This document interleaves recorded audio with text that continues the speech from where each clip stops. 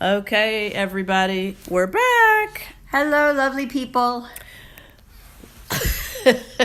So, I did text Lex the topic for today because many times I have an idea and then it evaporates as the day goes on because there's just so many thoughts and so I have to now text her. And I did receive this text at 6:15 this morning. So that I can keep on track. So without further ado, our topic for tonight is rules. Rules. So Imagine my surprise when I got the text that rules was going to be the podcast. So Lex and her Virgo self was trying to get a little preview of like the structure of the talk for this evening, but I said we're just winging it like we normally do. That's right. So I just wanted to briefly touch on there's so much in my head right now, but in a nutshell, basically the idea is rules exist.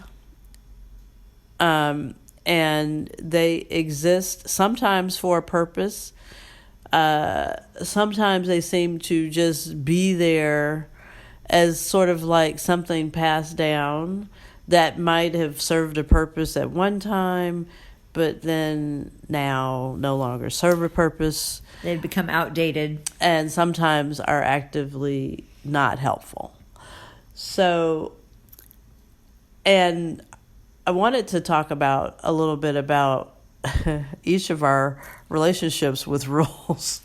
And I'm laughing because as I look at Lex, she is not, I'm going to let her give her opinion about rules and what she thinks about rules, given that context. Go. Well, I've always thought that rules were suggestions. And this is where sometimes people argue with me about, like, well, if something is a law, it is actually a law. And they say, this is a law. It's a rule, Lex. It's not a suggestion. And I kind of look at it as mostly just, they are there for reasons, for structure, recommendations.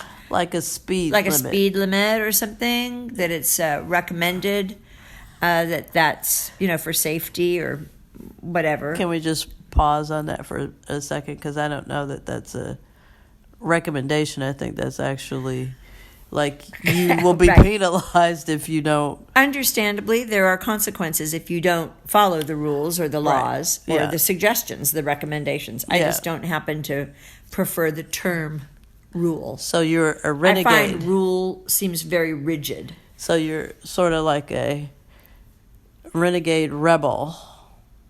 I just soften the edges of rule a little bit. Okay.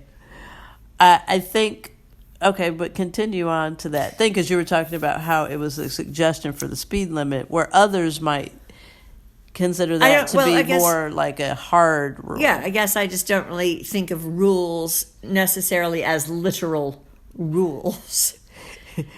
Like as suggestions. Black and white, hard rules just seem a little bit harsh and rigid to my way of thinking. And so that's where I translate it into a suggestion, a recommendation, and an understanding that some of those suggestions or recommendations have consequences. If you don't follow them as strictly as they're intended to. Or if you get caught considering them suggestions or recommendations. Okay. And I understand. I understand that. I do understand that. So talk a little bit about some of the benefits of how, as you see it, that kind of viewing it through the lens of suggestion and not something that you must obey. And you said something about latitude and things like that. So tell me a little bit more about how that gives, how that plays out for you. Well, for me, how do you? Let me see if I understand your question. I do value the recommendations and the suggestions. You see, I'm not even going to use the word rule. I hear that. But I hear how that's been transposed. I've come through my life, through my many years of different, and my relationship has changed with different suggestions and recommendations. I think as I've gotten older, I've understood the value on a bigger scope, like in a community or in a larger. It's not just about me, and if I feel like I'm being reined in by a rule or a law, understanding more that there is value to it. In whether that's in keeping the peace or in keeping an idea of safety on the road, or those kind of things. So I don't thumb my nose at the concept of rules nearly as much as I used to in my younger mind and my younger understanding. I think that there's nothing reining you in except for yourself, as we've kind of joked and laughed about several times, because we always have choice. Right? Yes, and my choice is to not follow the rules. No, to consider the rules, or that term rules, as suggestions and recommendations. I have a choice not to use the word rule. So that's kind of what I'm thinking of. Okay. Does that make sense? I mean, it probably doesn't to you, because I think that you rather like your rules and regulations and laws and structure like that. I think that it provides clarity. What I wanted to, really kind of go into is to say that I see it both ways, and I really started thinking about it. I've been thinking about it for a while, but, I just thought about today. I was walking to work, and, the rule is that you're supposed to wait for the light to change before you walk. You're supposed to wait till it says walk. Yes. How many, about 50%, maybe 60% follow that. And everybody else just kind of looks around and says, is this a good idea? And then they go for it. And so I really started thinking about, if somebody strictly just lived by, I'm going to follow all of these rules, that would be very boring, I think, number one.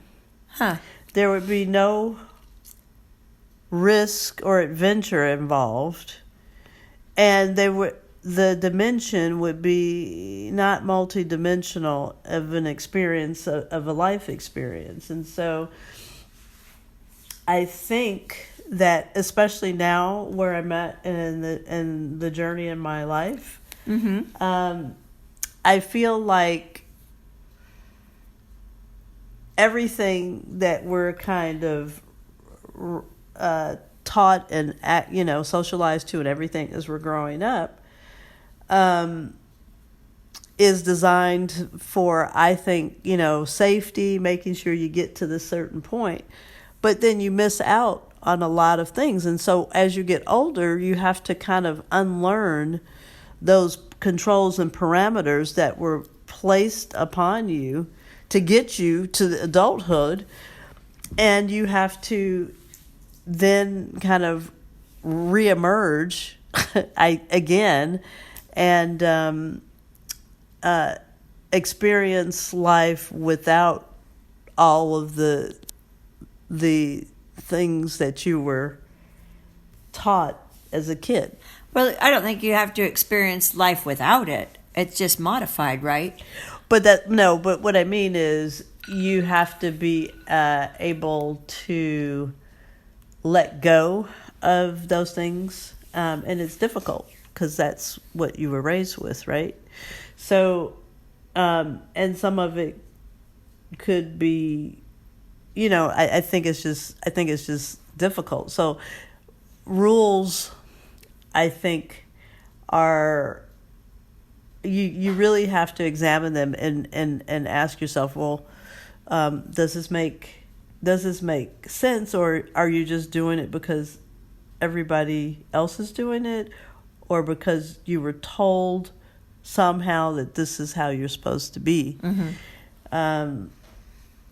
And yeah, I mean, that's just kind of what I was thinking about as I was walking to work. So I